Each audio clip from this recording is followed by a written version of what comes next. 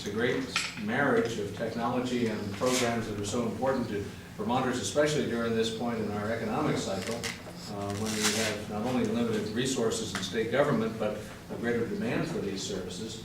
And economists tell us that this isn't going to let up anytime soon. State revenues are not likely to rebound for 2, 3, 4 years, perhaps, to their pre-recession levels. The projections are that the Medicaid caseload is likely to rise a couple of % of our population over the next year. So the demand for safety net services generally lags the end of a recession. So it's so important at this point in our economy that we have the best possible way to reach out to Vermonters, to allow them to contact us, and to connect them quickly and efficiently with the services that they need for themselves and their families. So that's why it's so exciting for me to be here today, and I hope for everyone else to see the innovation here at DCF. This is relevant to, although not a result of, challenges for change. The bill that passed the legislature that I was privileged to sign into law 3 weeks ago, we're working with teams throughout state government, with Tom's office, to make some further recommendations to the legislature on how we can save money and at the same time improve services in other areas of state government.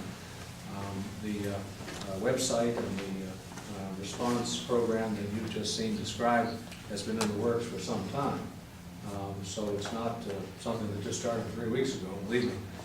But it's the kind of innovation that challenges for change can look at, can learn from, and I hope can replicate in many other areas around the state. We've got about 180,000 Vermonters who are reliant on services from DCF in one form or another. So it's a substantial portion of our population. It's going to probably rise, as I suggested. So having access to these services is really critically important.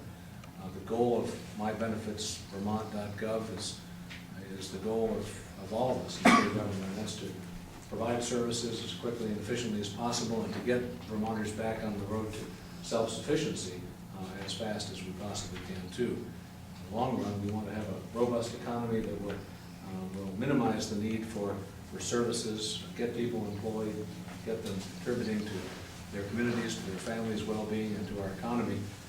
But where there's a need, our folks at DCF are here to help.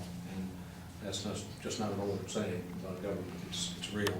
And I want to thank all the folks from the department who are here today, been a part of this innovation, and we will continue to respond as well.